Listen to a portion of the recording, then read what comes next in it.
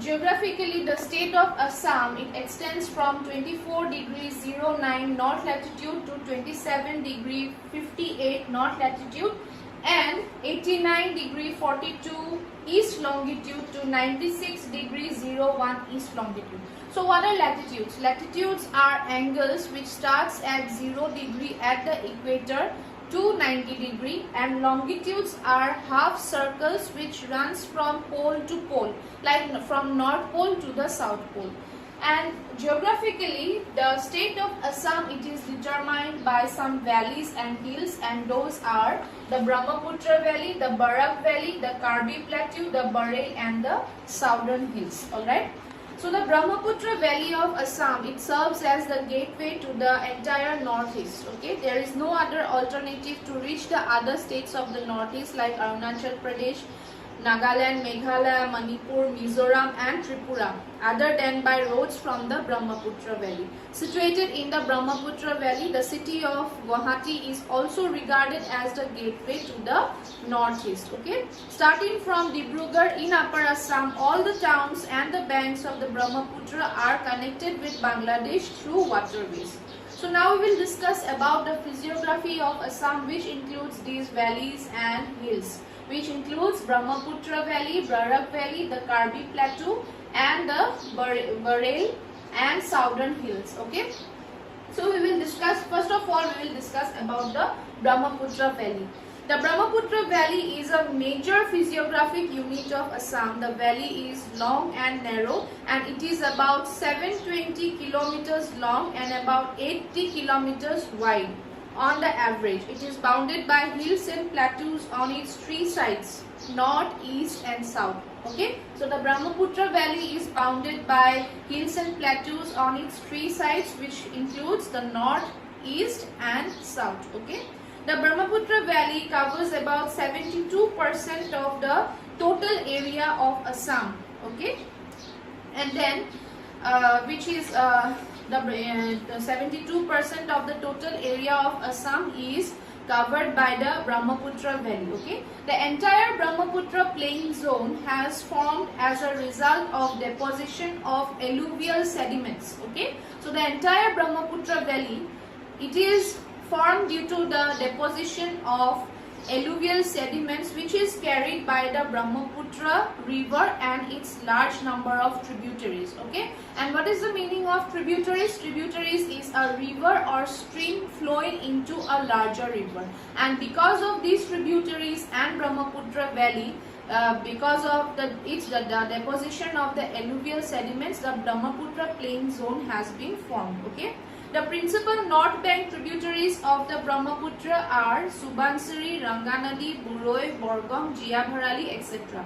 The north and south banks composed of alluvial soils are suitable for agriculture, and that is why most of the people are in the Brahmaputra Valley. They are mostly dependent on agriculture, and that is why this region is thickly populated and developed for transportation. Okay. The region situated between the north bank and the south bank plains, where occasion and frequent floods occur over there, and which is caused by the Brahmaputra river, which is known as the flood plain. Okay, that is why it is known as the flood plain, because we can see due to the Brahmaputra river frequent floods occur over these places. All right.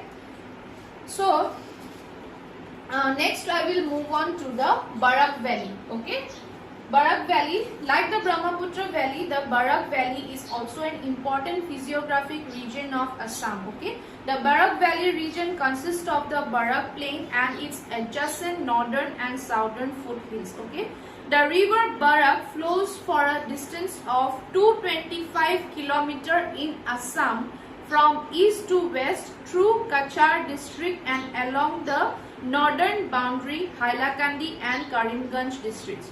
The Barak plain has been created through the deposition of alluvial soil. In the same way like the Brahmaputra Valley, the Brahmaputra river and its tributaries have carried the alluvial sediments, and because of its deposition of alluvial sediments, the Brahmaputra plain has been formed.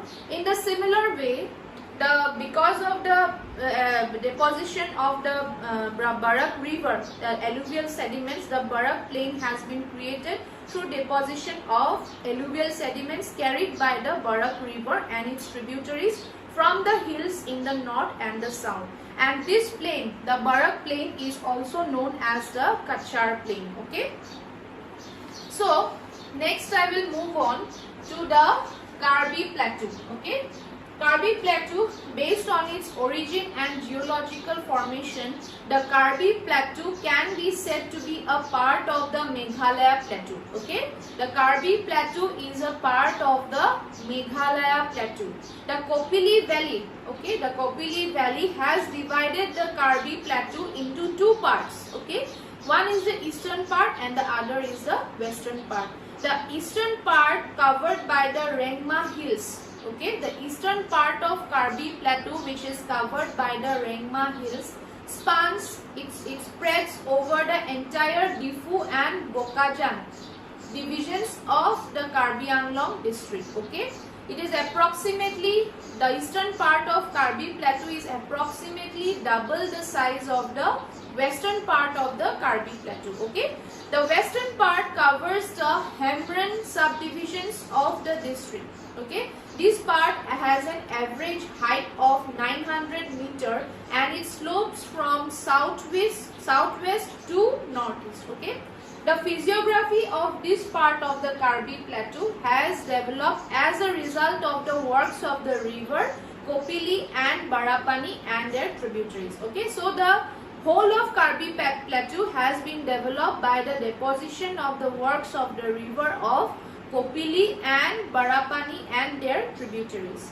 Next I will move on to the Bareil and Southern Hills. Okay, the part of the Bareil range extending westward from Thengsang across Nagaland, it spans over the North Kachar Hills district of Assam. Okay, the Bareil range has connected the Naga Hills in the east with the Meghalaya Plateau in the west. Okay, I am telling you once again, the Bareil range has connected the Naga Hills in the east with the Meghalaya Plateau in the west. This range, the Bareil range, has divided the North Kachar Hills region into two parts. Okay, the Bareil range has divided the North Kachar region into two parts, which is the north sloping part falls within the Brahmaputra